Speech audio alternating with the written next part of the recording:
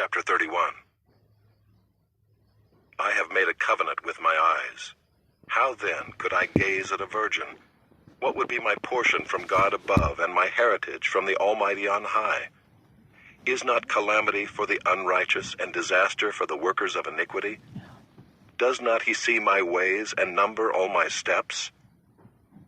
If I have walked with falsehood, and my foot has hastened to deceit, let me be weighed in a just balance, and let God know my integrity.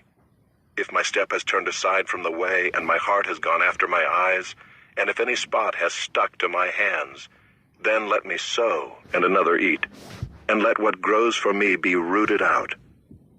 If my heart has been enticed toward a woman, and I have lain in wait at my neighbor's door, then let my wife grind for another, and let others bow down on her. For that would be a heinous crime. That would be an iniquity to be punished by the judges. For that would be a fire that consumes as far as Abaddon, and it would burn to the root all my increase.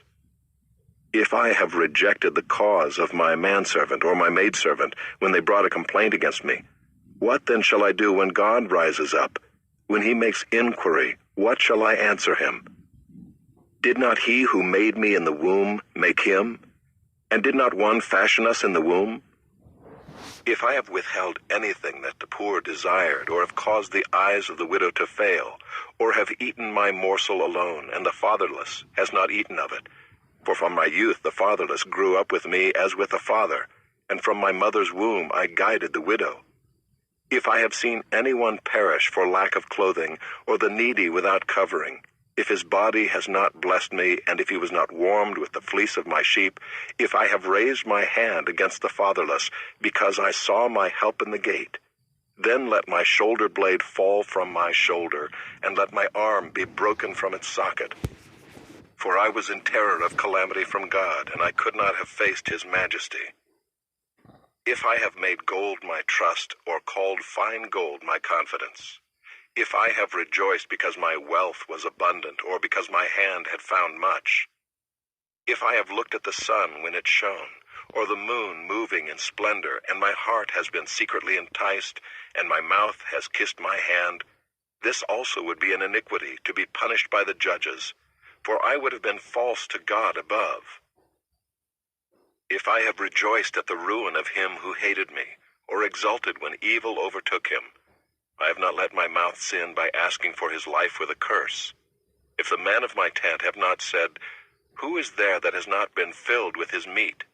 The sojourner has not lodged in the street. I have opened my doors to the traveler.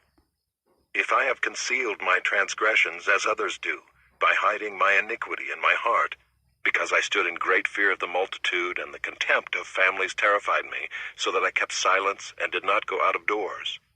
Oh, that I had one to hear me. Here is my signature. Let the Almighty answer me. Oh, that I had the indictment written by my adversary. Surely I would carry it on my shoulder. I would bind it on me as a crown. I would give him an account of all my steps. Like a prince I would approach him.